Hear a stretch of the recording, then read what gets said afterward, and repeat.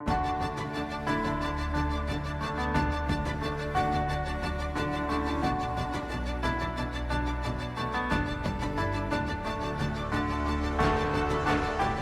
and salutations, travelers of the internet. Welcome to the Lit Roundtable. I'm Anna. And I'm Joseph, and we'll be your wise or not so wise mentors for today's audio adventure into all things storytelling and historical storytelling related today, because we've got another one of those deep dives for you. We've done pirates, we've done Vikings, we've done William Shakespeare, Edgar Allan Poe, and today we're going to talk about Joan of Arc. But Joseph, Joan of Arc is not a writer like Shakespeare and Poe. Yeah. So? No, I think this is a great topic, and I'm excited because you're working on a history degree, so you're like in the thick of it as far as learning about history, which is a very like contrived way of saying what you're doing. But so the so was my joke answer, but my real answer to why Joan of Arc. Yes, I have a prepared response for this. Wonderful. Don't worry. I knew you did. Yeah. The prepared response is history is storytelling. Absolutely. All of it is. Every lick of it. Because it's all just eyewitness accounts of stuff that happened and then gets written down or typed up or scratched into rocks and caves. It's all storytelling. Or retold by oral tradition. Yeah. Or oral tradition. It's all storytelling from a certain point of view, to quote a certain Jedi master. Yes. Yeah, and a lot of stories like this are things that inspire fictional media, like Absolutely. Joan of Arc comes up in like anime in the Fate series. This was the medieval period. This was in the 1400s, which of course is what inspired George R.R. Martin with Game of Thrones. If it wasn't for him being inspired by, if he wasn't such a medievalist, Game of Thrones would be a very, very, very different series, or it just wouldn't exist. So all of this stuff is very influential with modern, like, fictional storytelling. But all history is storytelling just inherently. So, yeah, that's the explanation. I love it. Well, when you texted me saying, did you text me or did we talk about it when we were recording the bonus episode? I think I had texted you before doing the bonus episode, and I was like, I need to rant about Joan of Arc. Yeah. And then when we were working on the bonus episode, you asked me, like, what do you know about Joan of Arc? And my brain went to an old episode of Wishbone, which was a PBS show. You don't. We've talked about this. I know you don't remember it, but it's the dog, this little Russell Terrier that goes into different storytelling. He like does Journey to the Center of the Earth, 20,000 Leagues Under the Sea, the Three Musketeers. Like he does a whole bunch of different stories. Anyway, I'm pretty sure at one point there was a Joan of Arc episode, which is kind of funny because it's not really. It is history, but like you said, history is storytelling. It's not like a novel. So I don't. Anyway, that's where my brain went, was Wishbone. Which is like not a great way to remember history. Hey man, PBS did its job. If you remember that episode, PBS did what it was supposed to do. Is there anything else that you remember like about Joan of Arc? I mean, I know that she. I don't want to. It's not that I don't remember. It's that I know that you have so much to say, and I don't want to butcher it because I know you're going to just correct anything I say incorrectly. But memory is that she stood up against oppressors, and she was a very devout Christian, and she was burned at the stake. Is that correct? All of those things are correct. Okay. Like, tell me the things you were confident on that you're like, those are the 100%. Things I'm confident on. Yeah. I know that my memory, I remember seeing paintings of her like in armor. Sure. Like a crusade, like a crusader's armor. Okay. Is that correct? Not like she wasn't a crusader per se, but yeah, no, she would, in like statues and paintings, she is depicted as wearing armor. And like a red cross, maybe? Like a Knights Sure, Templar, maybe? or like a banner that she may have been Yeah. holding, because famously she would ride into battle with a banner, with the like the fleur de lis, like insignia for France. She was French. Her And real name would have been like Joan of Arc or yeah. something like that. But And I am fairly certain that I read a book of like the 9. It was an Eric Metaxes. I can't say his last name correctly. Book. It was like the 9 most powerful women of history or something, and she was one of the women. Interesting.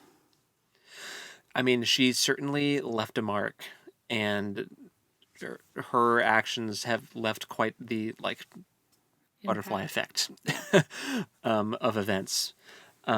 So everything you said is correct. Just for some historical context, this basically takes place in like it was 1431 or 1432 when she died. Her story really starts when she's 16, and she was like 19 when she died. She was 19 when she was executed. See, I also had this picture of hers being like a 30-year-old woman, not a 19-year-old girl. No. Teenager. Wild. So basically, England and France have been at war for decades at this point. We're in the midst of the 100-Year War, which is like what this war is called, which has been like an on and off feud between England and France for, as the title would suggest, around 100 years. Although we were still in the middle of it at the time when Joan comes into the picture. Basically, the English and the French royal families had become intertwined after some unfortunate deaths on the French side that left only female heirs. The question of succession was arose, and the English were like, oh, you don't have any male successors right now. That means that our person is going to come in and rule because our royal families are kind of intertwined. And now this person has a claim. And the French nobles are like, I would rather die than have an Englishman rule over me. Sure. Sure. That sounds right. And then the English were like, well, let's see what we can do about that. And they invaded. So that's kind of what sparked this thing. And it's obviously that's very compressed and simplified. There's a lot of nuance and weird like political intrigue stuff that happened to like make this happen. But yeah, so that's what's happening. And the English are really doing a pretty good job of laying waste to the French, and they're certainly winning for a lot of it. That is until this young girl named Joan shows up and tries to speak to like a garrison officer and tells him that she has had visions from God and that she needs to speak with the king, who Charles is the person who the French, at least one sect of the French, want to be king. There's also this weird like French Civil War happening at the same time where like there's two different sides of the French who like one side kind of supports the English, the other side are like, no, we want this Charles guy to be our king. It's so complicated. But we thought modern politics was complicated. Dude, check out the medieval period. It's insane. The first time she tries this, they're like, nah, go away. Crazy peasant girl. The second time she tries it, they're like, well, maybe there's, she's persistent. So so Charles, the guy who wants to be king of France, has a mother-in-law who believes heavily in like seers and visionaries and like people that like get visions from God. And because of that influence, that's a big part of why anybody had any kind of like receptive inclination towards Joan's claims. So because there was some receptiveness to that idea, they heard her out. And this is also a time in history where winning battles was considered like divine ordainment. Like if you win a battle, that means God's on your side in the conflict. Sure. And so the English have been winning a lot. They've taken Paris. They've taken Normandy. They're bulldozing like over so much of France. And the French are like, oh, God's not on our side. And then this girl comes in, hey, God gave me visions. If you just give me the resources I need, I can win this thing. Mm-hmm. And Charles is like, okay, let's see what you can do. And gives her a fighting force. And she goes and recaptures a city from the English. She writes letters to the English telling them that they need to relinquish these towns they've captured. She kind of goes on to bulldoze quite a few of these towns that had been captured by the English. And some of them she didn't even need to fight. There was a town that had this holy oil that they believed that they needed in order to have a coronation for this Charles guy. And so they go in and they take the town, take the oil, to coronate him as the King of France. On the way there, like all of the towns on the way just open their gates and they give up and they're like, oh, Joan's here. Fascinating. Yeah, because it was in their minds at this point, oh, God's on her side. God is now on the French's side. Sure.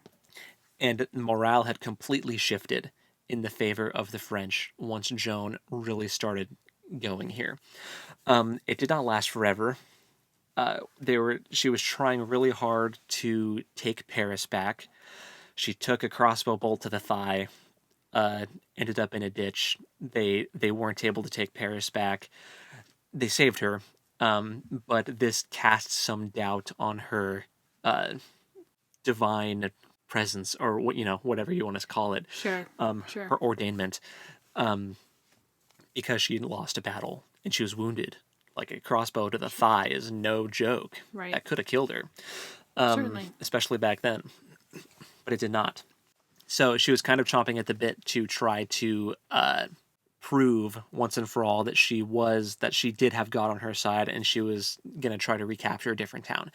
Well, she ordered a nighttime attack. They go in, they charge in straight to the center of town, like across the bridge. Once her and her fighting force get inside the town, the gates close.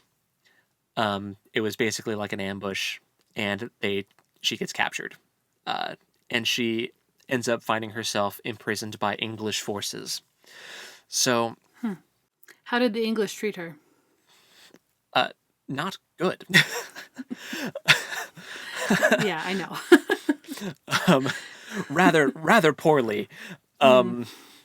So normally in something like this, it's stated a lot. So also, I should say, I meant to mention this in the beginning. The whole reason why I was researching this was for an assignment for my historical thinking class. We were all given a list of famous trials to do preliminary research on, and we were basically acting like research assistants for a historian. Gotcha. Like, go through the website, pick out the pieces of information you think are the most important, report your findings, suggest other sources for the historian to look at, using like the college's library to look up other sources that could be relevant. It's actually a very cool assignment. It was very fun.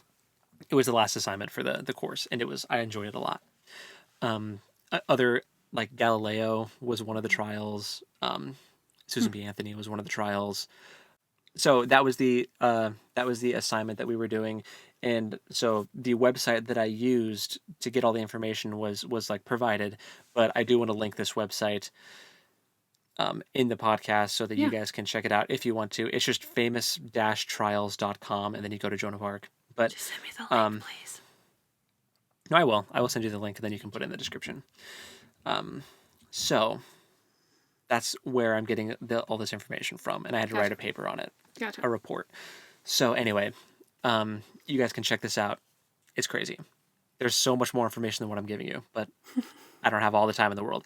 So, she was captured by enemy forces, ended up with the English, and she was taken to the castle in, I believe it's pronounced Rouen. It's Rouen. That's the name of one of the towns. That was a very important. It's like the capital of Normandy. At the time, like it was an important town at the time. So, normally for this kind of thing, she would be taken and tried at like a like a religious institution or like Sure. a religious like convent with all women where she would be held with all women. But no, she was like thrown in the cells at a castle and put on trial. So basically, a bunch of English religious authorities came in, theologians, all of these people came in to try to determine whether or not her visions were real, to try to basically, I mean, in my mind, this is all like a hit job. They were trying to discredit her. Of course. They leveled 70 accusations against her. Whoa. Which one of the people who was slightly more sane than the rest was like, you know what, guys, that's a little extreme. Let's dial it down. And they managed to whittle it down to 12. Wow. That's quite the difference. It's ridiculous. So among these things that they charged her with were claiming to be sent from God to help the French. They were like, that's not true. God's on our side. You're lying. You're a false prophet, teacher, whatever. Also, breaking the Deuteronomic code of wearing men's clothing. Okay. And of course, like murder, like leading armies to kill English people. A little hypocritical. Yeah. Okay. Okay. Yeah, it's warfare, but whatever. Pop off, I guess. Also, she famously, like she would draw her sword when necessary, and she may have killed people. But I think famously, she was known to refrain from drawing her sword, and mostly just like rode in with a banner, the banner I was talking about before. Yeah. She was more of like a inspirational figure for Sure. the footmen. Sure. So anyway, I mean, she's a literal child. she's a teenage girl. Yeah. Yes. Wearing plate armor. Can't expect a ton. Anyway, so the trial. They question her, level these 12 accusations against her, and eventually they determine that, she's full of it. They think that she's lying. They think that her visions aren't real. There are some really interesting quotes from Joan, because this is actually a very, very well documented court case, like more so than anybody would expect from the 1400s. Also, I should mention that her voices, that like the divine voices she hears from like saints and angels and stuff, she has them frequently. It wasn't just like, I had a vision one time about me leading the French to victory. No, it's like the voices are talking to her like during the trial. And she is basically saying that the voices are telling her to speak boldly and unashamedly and all this stuff. The English asked her if the saints that she was speaking to spoke French or English. And she was like, of course they spoke French, because God's on our side. And I'm like, or they spoke French because you speak French. But right. And of course, why would the English think that they spoke to her in English? Like, this is silly. That's pretty dumb. It's a pretty dumb question. Not gonna lie. She had heard from St. Michael. She said, I saw them with my bodily eyes just as well as I see you. When they left me, I wept and truly wished they had taken me with them. So like these were full body like visions that she was seeing of angels and divine figures and saints, and they were speaking to her. Okay. They did threaten her to, they threatened to, basically the church was saying like, we can't kill you, but if you don't repent, we have no choice but to turn you over to secular authorities, and they will super kill you because, you are an enemy combatant. It's not funny at all. It's just, sorry. We won't pull the trigger ourselves, but we will for sure make sure you're right in front of the crossbow. Yeah, like we will tie you to the post and let some other guy shoot the arrows that kill you. But basically they ask her, like, do you understand that while the church would never take a life, it could turn her over to the secular arm, which would punish her with fire? Joan answered, if I saw the fire, I would say all that I am saying to you now, and would not act differently. She added a warning, if the church did allow her to be put to death. Evil will seize upon you, body and soul. Basically, she's like, if you allow me to die, you're cursed. Gotcha. They threatened her with torture. She said, in truth, if you tear my limbs apart and separate my soul from my body, I still won't tell you anything else. And if I tell you anything, later I will say that you forced it out of me. Because they were trying to get her to spill the beans on what these divine messages were, because she was saying that they were only for the ears of King Charles. So this goes on for quite some time. They're trying to get her to repent from her ways, recant all of her statements, admit that she's a liar and that she didn't see any divine visions, because they want the war to turn back in their favor, because Joan was such a figurehead of this French resurgence, and they want to squash it as efficiently as they can. Eventually, they lead her out into the middle of an abbey that is in the town, and they had already elected, they had already erected a scaffold, as if they were going to execute her. And this is a moment where she finally breaks, and she's like, okay, I'm going to die today if I don't do what you're saying. In my mind, self-preservation kicks in here, and she does what she's told. So she signs a statement basically saying that I'm sorry for what I did, blah, blah, blah. I recant it, all of this stuff. And her sentencing in response to her signing the statement is life imprisonment. And she will have to wear women's dress, life imprisonment. Wild. And you'll have to attend mass regularly.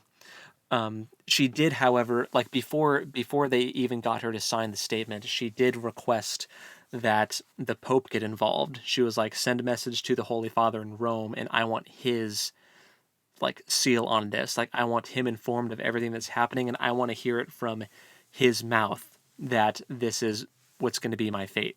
And so how old is she at this point? 19. Okay. So 16 is when she first came forward and said that she was having visions, and then she had 3 years of leading. Right. I don't know like exactly how much of those 3 years are like military action, but and how much yeah, is that like court that's time? it's like a 3-year time span for that. But yeah, and these English religious authorities, of course, are like, no. We like what we say goes. You're not going to challenge our authority. We're not going to budge on anything. And that's when she ends up signing the statement. So, were the English at that time, was England still Catholic or was it Anglican? It is right now. It's all Catholic. So everyone at the is time, kind not of right now, but at that time. During this time, because they're all like all of these English religious authorities are talking about like Rome and like how she's seeing these saints, and they're Sorry, I don't remember what year Henry VIII dismantled. I believe the Catholic Church in England. this would have been Henry V. Okay. So this is before that for sure. Cool. So you would think that that's the end of the story, and that life imprisonment. Except that I said she got burned at the stake at the top. So 2 days after her sentencing. Whatever. Yeah. 2 days later, she's found in her cell wearing men's clothing. And that was enough for them to label her as a relapsed heretic. Wow. Basically, well, there was a lot going on with this. So they find her wearing men's clothes. They're like, why are you wearing men's clothes? You said you'd never wear men's clothes again. You can only wear women's clothes. She was like, oh, I didn't realize that I swore to never wear men's clothes again. I just prefer men's clothes. And they're like, no, you swore you wouldn't. This is like relapse heretic behavior. And she's like, well, you know what? After I signed that statement, the voices told me that that was not an okay thing to do. And that, she basically was afraid that she was damned because of what she did. Like, she thought that she had sinned against God and, like, the saints and the angels that were speaking to her. And basically the angels said that, let me find the exact wording, hold on. She didn't understand that she had promised not to wear men's clothes, and they were more practical as she was still living among men in this prison. Sure. Also, she was like sickly at this point. Like she was not in good condition. She was like malnourished and, you know, had like wounds and stuff that were not being treated well. And she thought that she might just die in prison just from the imprisonment, not even necessarily from execution. Mm-hmm. So the life imprisonment to like go live with other women and attend mass and just wear women's clothes was like ideal. But anyway, besides, she thought that wearing a dress meant she could attend mass, but that had not happened. She was told that if she wore a dress, she could attend mass. They never took her to attend mass. She also thought she'd be moved to a better prison among females, but that also hadn't happened yet. And so according to her, she just started wearing men's clothes again. Then Joan also informed them that the voices had told her that she had damned her, in so making her abjuration. So by signing that statement, she was damned. And she then took back everything she said at the scaffold. So okay. So she got her resilience back. Yeah, I think that once they saw her in men's clothes again, I'm sure that the voices did tell her that she was damned. And I'm sure that she was panicked over that. Mm-hmm. And also, once she had been caught in men's clothes, I think that was, in her mind, she was like, oops, game over. Like, well, I'm screwed. I might as well go out actually saying what I believe. But here's the thing that is really frustrating. There's conflicting information about why she was wearing the men's clothes. So, in her words, it was just, oh, I didn't know. I swore never to wear them. I just enjoy wearing men's clothes more. But other people, so these didn't come from Joan's mouth specifically in the record, but other people claim that she told them, one, that the guards in the prison took her women's dress and gave her men's dress and wouldn't give her the women's dress back. Also, another person came forward and said that she had told them that she was sexually assaulted by an English lord in the prison and that she wore men's clothing as a deterrent, so that because it is more difficult to assault someone in that way when they're wearing pants than when they're wearing a skirt. This is what I was thinking the whole time you were talking. I was like, she was in self-protection mode, 100%. And then they found her in men's clothes, and you are a relapsed heretic. And the next morning, she was at the stake. This is terrible, and warning for everyone listening, it's triggering. She was burned at the stake. They had held up a cross for her to look at while it was happening. Once her clothing had burned away, the executioner let the flames die down so that everybody could see her nakedness and prove that she was a woman, because some people didn't believe she was actually a woman, believed she was a man. And also, just to verify that she didn't escape. They didn't want any rumors that Joan had somehow escaped. And then they let the flames go back up, and she died crying out Jesus' name 3 times. They burned her 3 times to reduce her to ashes completely, so that there were no holy relics that could be collected by the French. They did not want any trace of her to be left. And then they threw her ashes in the river. Wow. Yeah. I did not know that last part. Heartbreaking. And it's just, it's hard to not like lose faith in humanity when you read some of these stories. Mm-hmm. Although I will say that the French ended up winning.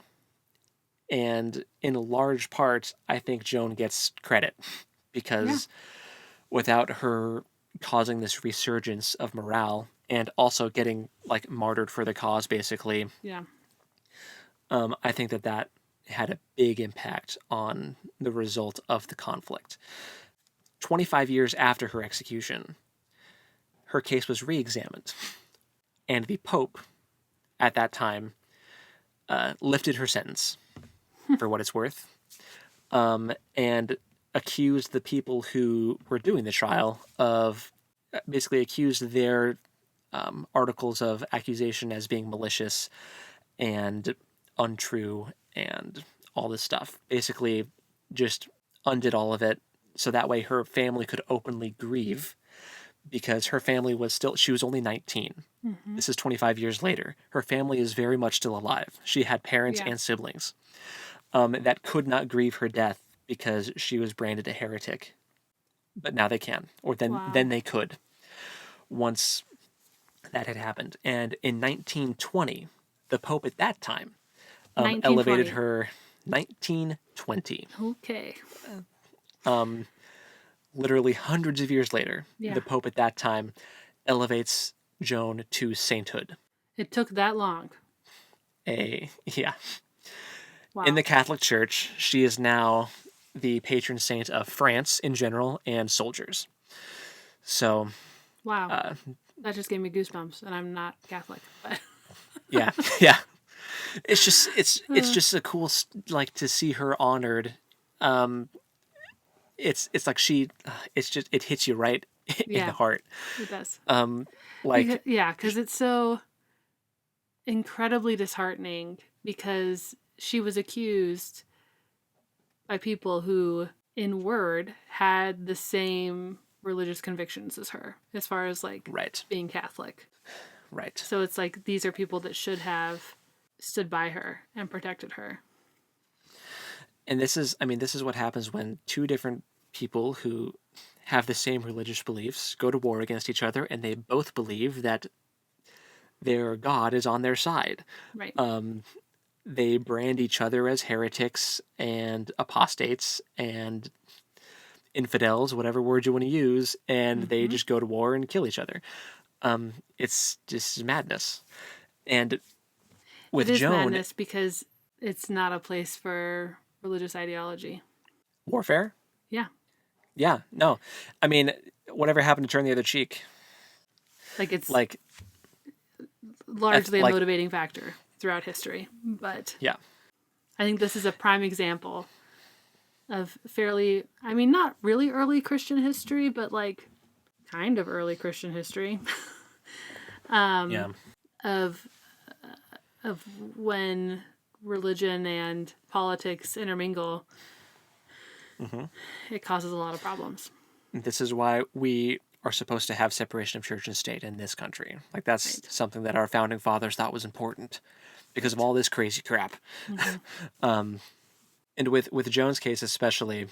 Oh, and the fact that, like, yeah, I mean, England has such a history of using their religious convictions to, specifically the monarchy, I should say. Like, I mentioned Henry VIII earlier, and that was a king who was, like, would do anything to bend the rules of the church for his own gain. Yeah. It's like, this is not a new thing. Yeah. And it's also not something that's really gone away. So, anyway, sorry, tangent. And in Joan's case especially, hers is so... I think once she was captured, it was game over. It was just a matter of, how is your life going to end? Is it going to be life imprisonment after you kind of bow before their authority? Or is it going to be, like, ended quickly in defiance?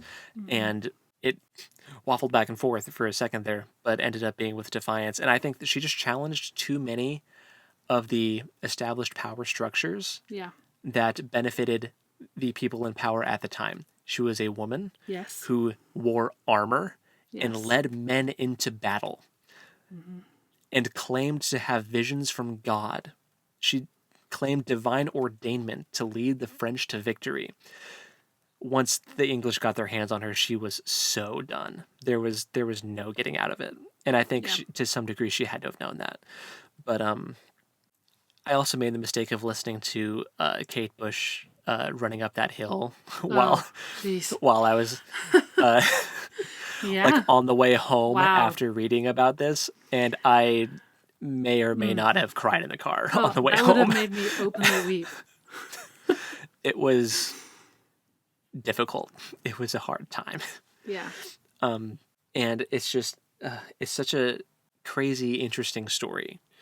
And it's become my Roman Empire. You know, like that joke online of like, ask your man how often he thinks about the Roman Empire. And it's like, I don't really. But man, I've thought about Joan of Arc almost every single day since reading this website about.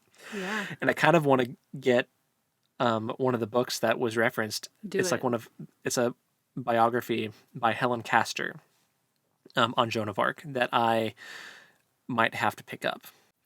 But yeah. And there's all kinds of interesting conversations around like the nature of Joan, right? She claimed to have visions. Mm-hmm. The secular world would say, no, she didn't, right? Right. But here's the thing. Like a secular psychology has made the argument that she perhaps was epileptic. And I think a lot of modern Christians would also say that she didn't. Like Catholics, obviously she's a saint. They're probably going to stand by her and say that she was like saying real things. But I think a lot of Protestants would probably push back against it. Probably. And probably say that this is more of like a medical thing. Epilepsy is something that's been mentioned, specifically triggered by auditory triggers because she mentioned church bells in a lot of her visions. So maybe the church bells triggered some kind of epileptic episode where she would see hallucinations, which can happen, apparently. And another thing was schizophrenia. People thought that maybe she was schizophrenic. But I think that in the very little research I did on this aspect of it, I think that it's leaning more towards the epilepsy side of things. Interesting. But here's where you probably don't want my opinion on this, but here it is anyway. Because it doesn't mean anything. That's why we're here. It's our podcast. What's your opinion? I think that if we would have talked about this when we were younger, I would have said that there probably was a medical explanation for it, even though I was someone who did believe in miracles, or does believe in miracles. Right. But I would have been more inclined to say that miracles ended, like, I don't know why I thought this way, and I don't know if this is normal, but I had this idea that miracles only existed around Jesus and the people that he had immediate contact with. So after the people, like the disciples, were gone, the miracles ended. Which I don't know if that's fair or not, but that's what my brain had rationalized because I was not personally seeing miracles. Right. Right? So you came up with a reason in your head, like a lore reason as to why miracles don't happen all the time. Yes. So because I had created that weird little lore for myself as a child, I'm talking like I had come up with that as like a small kid. Yeah. Sure. And it's just stuck around in my brain.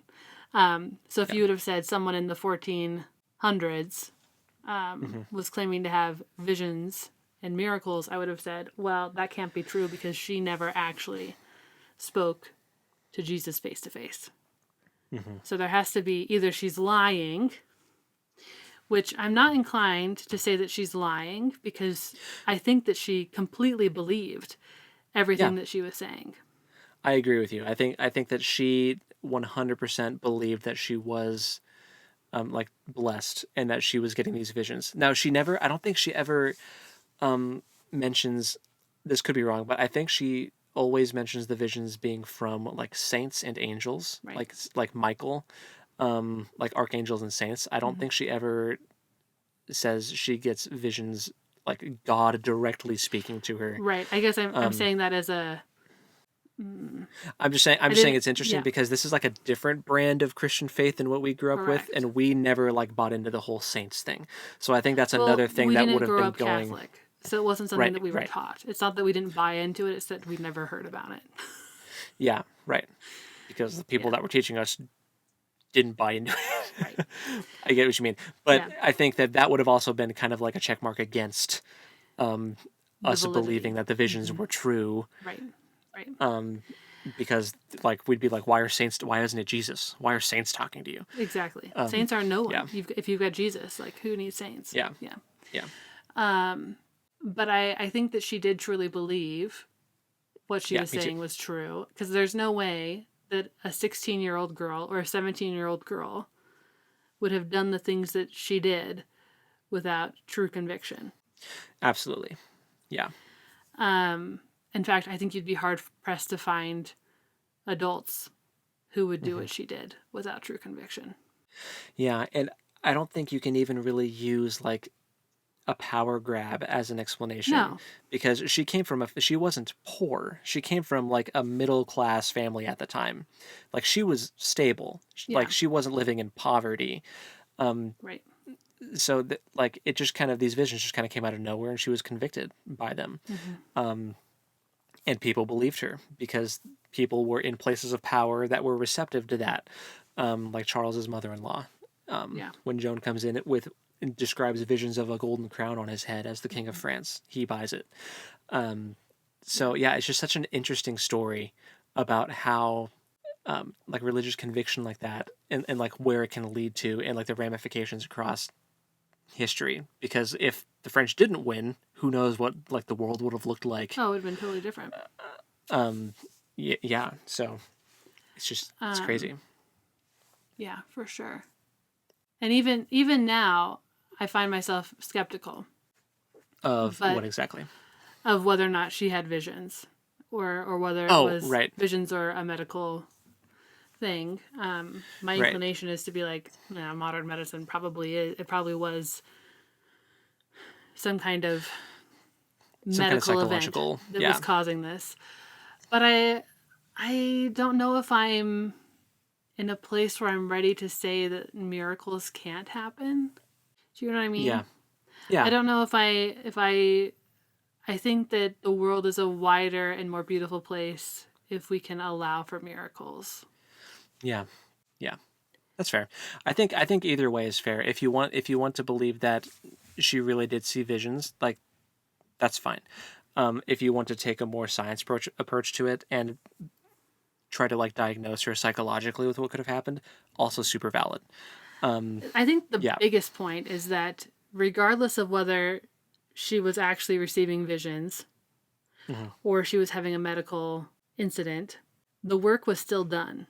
Yeah. So it doesn't really matter what was actually happening to her, except that she did not deserve to die the way that she died. Right.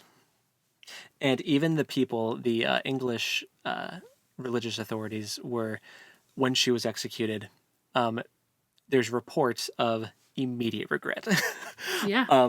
Like they were weeping as she was burning, because they were like, did we just kill a holy woman?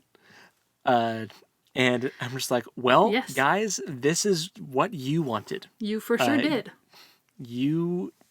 It's a little late to second guess yourself now, isn't it?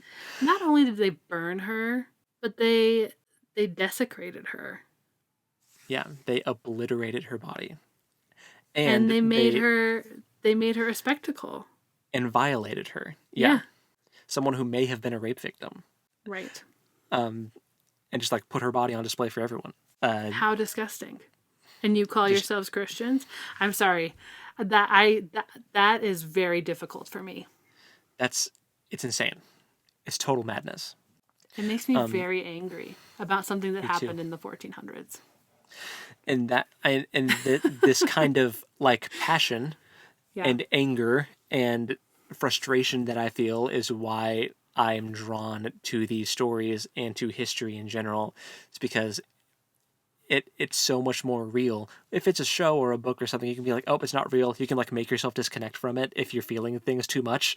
But with this one, it's like you can't disconnect from it. It's real. It really happened. Joan was real. And that is so powerful. I'm like 90% certain that episode of Wishbone ended before. I'm sure Flames. It did. You know? Like in Bill and Ted's Excellent Adventure, they go back in time and rescue Joan. Oh, well, that's nice. Yeah. So, and there's also, I do want to touch briefly on this. I haven't done a ton of research into this aspect of it, but there are some people, like some historians and thinkers in the LGBTQ plus community that have speculated as to whether or not Joan was a lesbian or transgender, because there are accounts of her sharing a bed with women frequently, but that's like kind of something that was done back then in the medieval times, but also like were there just more lesbians back then than we thought there were? Like there's like some stuff to unpack there for sure. And with all the cross dressing she did, there are some people in the trans community that have thought that perhaps Joan was also like a proto trans, like proto feminist icon. And so I didn't want to like not mention any of that in this video, but I personally haven't done enough research on it to be able to like fully inform anyone on it. So like research it for yourself if you want to look into those possibilities. I just wanted to mention them briefly. So I don't think that there are any more or less trans people now than there ever were. Or not trans, or homosexual people, or queer folks. Like I think that number has remained steady throughout history. What I meant by what I said was, if like I think that number gets obfuscated. Yes, and I knew what you meant. But I'm making a point of saying that, yes, there's this idea presently that there's so many more now. There are so many more gay folks and queer folks than there were back in the day, back in the good old day. And I'm just saying that's a bunch of baloney. It is called survivor bias. Yes. Where there's just more. You think there's more now because they've lived to tell the tale. Right. Yeah. So. And we're coming out of a highly oppressive era where they were not allowed to be out. Yeah. Yeah. So all that to say, there's research to be done on that topic, but I have not done it. I was focused mainly on her trial for this project, so that's really where all of my focus was. But I totally understand her getting latched onto as like a feminist icon, for sure. and as like a figurehead for trans folks out there. I totally get it, and lesbians. Like I get it 100%. So yeah, that is the story of Joan of Arc. Interesting. Well, thank you for sharing with us. Yes, thank you for letting me rant. Oh, absolutely. I have done this rant to hope already. Well, I look forward to future rants that come out of your studies as well. Yes. It was either this or Thomas Jefferson with Sally Hemings, or there was a lot that we could have talked about. Oh man, quite the divergence, but I'm here for it. That's another topic. It for sure is. A Francophile, though. So. A what? Thomas Jefferson. Oh, yes. A Francophile. Yeah. I just didn't. My brain forgot you heard that Francophile. File and was like, what? I was like, Frankenstein? What? No. Funny. No. So yeah, that's the project on Joan of Arc I did, and that's the information I gathered. So we'll link the website. There's a whole thing. Like I would recommend just reading the first link. That's just the general outlining of events. Sure. There's also like a chronology that goes like year by year of what happened, and a lot of the links of like her sentencing and all that stuff are really interesting because you get a lot of quotes from Joan. Sure. She responds directly to each of the 70 charges. Like she responds directly to each and every one in one of those links. And there's also some letters from her friends in some of the links in the bibliography section that are really interesting to look at too. That kind of show what other people thought of Joan that were like her friends, and the noble and pious deeds that she did while she was leading the French military armies that she did. That's very cool. Well, I'm excited to dig into it. So thank you. Yeah. But we should get into our regularly scheduled program, which is our current watching, reading, playing lists. Yes. And I feel like this one's going along, so we can try to rapid fire our way through these bad boys. Yeah. Do you mind if I go first? You should go first. Okay. I've talked a lot. Yes. It's your turn. Give you a chance to catch your breath.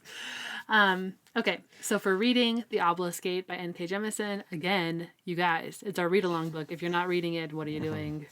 Do it. I also read, the Disney Twisted Tales books that came out? Yeah, those are the ones from the perspective of the villains? No, those are the villains books. What's Twisted? Twisted Tales. Oh, just Twisted Tales change the story? Yeah. They just changed the story. Okay. I read the Aladdin one, which is a whole new world. Read that for class. It reminded me a lot of the old Aladdin TV show. I don't know if you remember that from like way back. I do remember that. Yeah. Yeah, it was very akin to that. Currently reading Root Magic, which I will. All of these authors and everything will be in the description, guys. Here We Are, Notes for Living on Planet Earth. That's a picture book that's really cute. Sam and Dave Dig a Hole, another wonderful picture book. Hamra and the Jungle of Memories. This is a retelling of Little Red Riding Hood set in the Philippines. Interesting. Okay. Top notch. Also, if I had not read that it was a retelling of Little Red Riding Hood, I would not have picked that up. And now, if you read this, dear listener, and you're like, wow, I can't believe Anna didn't catch that. I know. I felt like an idiot once I realized what the retelling was of. Because it's very obvious once you figure it out. But it's very good. And what else? Reading anything else? I don't think so. Fairly succinct. Nice. For watching, we're watching Fruits Basket as our anime, which we have not watched in a couple weeks, but that's okay. Blake and I watched Monarch, which is the Godzilla TV show on Apple TV. Very good. Very good. We saw Argyle. Did I mention this on the last podcast? You did not. I did not know you saw Argyle. That movie bombed. It was What did you think of it? Oh, man, that sucks. No, it was not good. It was like... Because I love Henry Cavill. Oh, I know. But... And I really like Bryce Dallas Howard. Like, the cast, amazing. Yeah. The movie? Dang. Bad. Sorry, I keep hiccuping. It felt like it jumped the shark within the first 10 minutes of the movie. You know, that it's the same feeling that you get when we watched that last Pirates of the Caribbean movie, and it was like, ooh, this is going to be a doozy. It was very akin to that feeling. And I legitimately thought about walking out of the theater. And then when it was over, Blake had the same thought, but he thought I was enjoying it. But I was like, no, man, I'm not good. Also, it's part of the Kingsman franchise, which is not made clear. Like, it's made by the same people. It was advertised as being made by the producers of the Kingsman movies. Okay. But you get to the very end. This is kind of a spoiler, but not really. You get to the very end, and the cutscene has the Kingsman bar in it. Okay. Weird. Very strange. And like it ended with them announcing a sequel, and I turned to Blake and was like, do you think that was anywhere near good enough to already be announcing a sequel before they even know how it does? It was bad. Let's see. Dang. We also watched Godzilla vs. Kong. Oh, right. That was good. Chewing your way through those. Yes. Well, we're Godzilla getting movies. ready for the new Godzilla movie. So, and now we're ready. We've got them all down. Yep. I'm very excited. What else did we watch? Random question. Have you seen Pacific Rim? No, I have not. It's, another kaiju movie, and I think you would like it a lot. Blake has probably seen it if he's a Godzilla fan already. I think he probably has, and I think we have talked about it. I think you guys should also watch Pacific Rim. You would like it a lot. Cool. We also watched Knives Out. Oh, nice. Which was so good. It was amazing. You mentioning Knives Out reminded me of another one that I watched, so yeah. Keep going. And then we finished that, and I was like, we have to watch Glass Onion. So then we immediately watched Glass Onion, which was different, but also quite good. Not quite as good, but quite good. That's the consensus I had heard, was that it was still good, but not as good as Knives Out. I mean, Knives Out is just... That's fine. That's tough to beat. Unbelievably good. Yeah. I think that's it. We've watched a ton of kids shows, but I couldn't even begin to tell you. We're still watching The Owl House, which is really good. And Hilda. We started watching Hilda on Disney Plus, which is very cute. The main voice actress is the girl from The Last of Us. Ashley Johnson? No. The show. Oh, I don't know her name, but okay, I got you. I can picture her in my mind. Wow, that makes me mad. I can't think of what her name She's is. Ellie. She's Ellie yes, in the yes, adaptation. It's Okay, Ellie gotcha. From The Last of Us. She does the voice of the main character in Hilda. It's great. Nice. Anyway, not playing anything right now. I mean, playing Baldur's Gate, but I haven't played it in a long time. I'm probably not going to remember the controls. But that's okay. We'll figure it out. And that's it. That's all I got. Nice. How was that? Was that like record fast? You got it. You killed it. Crushed it. All right. For my watching, I'm going to start with watching. Hoping I finished watching Jujutsu Kaisen Season 2, which she had not seen yet. You said that so fast. I would have for sure tripped over my tongue. Jujutsu Kaisen Season 2. I usually just say JJK, but people might not know what I'm talking about, so I said the whole thing. And have you watched Ancient Magus Bride? No. It's an anime? Okay, I thought maybe that you had, because someone had started watching it on our Crunchyroll. Might have been Anika. I might have watched or started watching it and then got sidetracked. I don't remember anything if I did. So we have been watching that once we finished Season 2 of JJK. And it is very different. But it's very whimsical. Ooh. And it's very magic-y. And it takes place in England, or not England necessarily, in the British Isles. And it's like very fairy-oriented and... So you think I would like it, is what you're saying? I think so. Hope and I also think that it's very much coded more towards the female audience, just based on like some things that happen. Sure. You'll get it when you watch it. Okay. So also in anime, Solo Leveling, still watching that. Fruits Basket, we're still watching that when we can. We did watch, Hope and I watched Everything Everywhere All at Once. I hadn't seen it yet.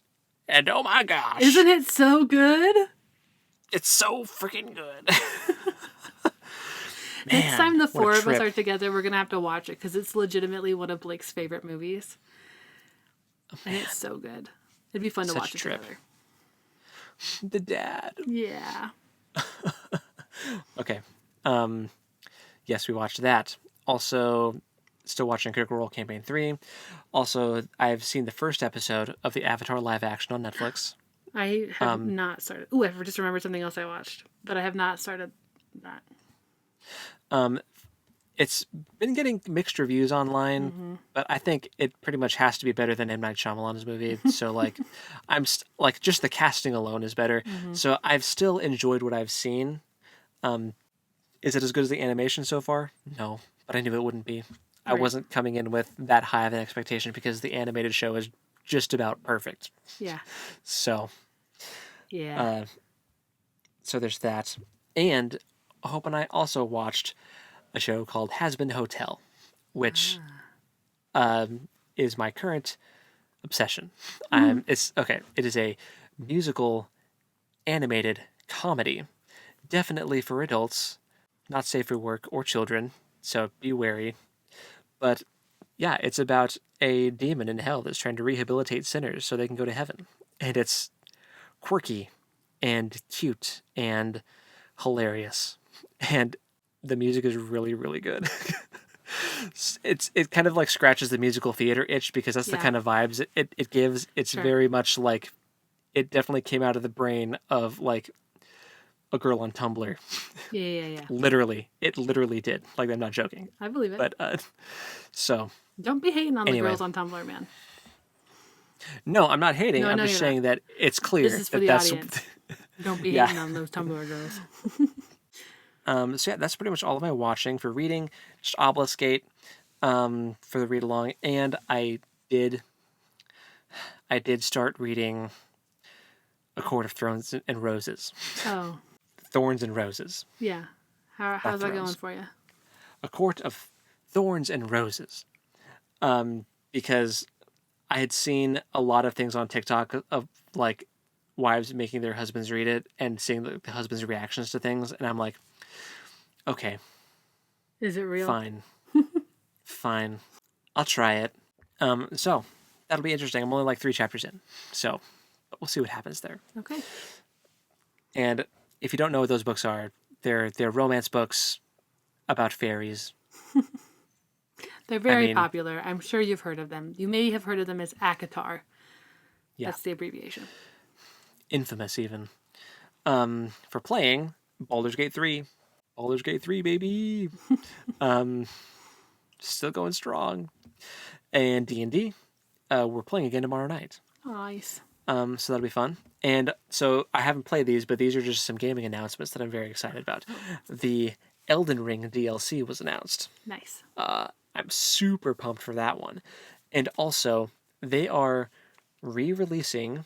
Okay, it's called the Battlefront Classic Collection. Mm-hmm. And Battlefront 1 and 2 from like PS2 are getting re-released on modern consoles. And they're going to have online playability with like other people. They're going to like reopen or like make servers for people to play online.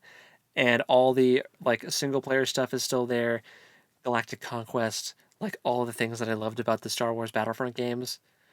But on new consoles, like the graphics are still going to be the same, but like I am beyond excited. And new heroes, like they're bringing in Kit Fisto and Asajj Ventress as heroes you can play as in the game. And that made my heart very happy. That's awesome. So much nostalgia. I love all the nostalgia. So yeah, that's if only coming they out in like... brought in Ahsoka. Yeah, that would have been cool. Yeah, but I get it. Yeah. And that's coming out like in late March. So that's soon. So I'm very excited about that. So yeah, that's my stuff. Thank you for sitting through this historical examination of Joan of Arc. Absolutely. And listening to what we've been up to. Thanks for sharing with us. Yeah. I'm sure more things will come up that I want to share. I love it. So, yeah. Anyway. Next week will be a read-along. So, get to reading. And until next time, go read something cool. And we'll talk to you next time. Later.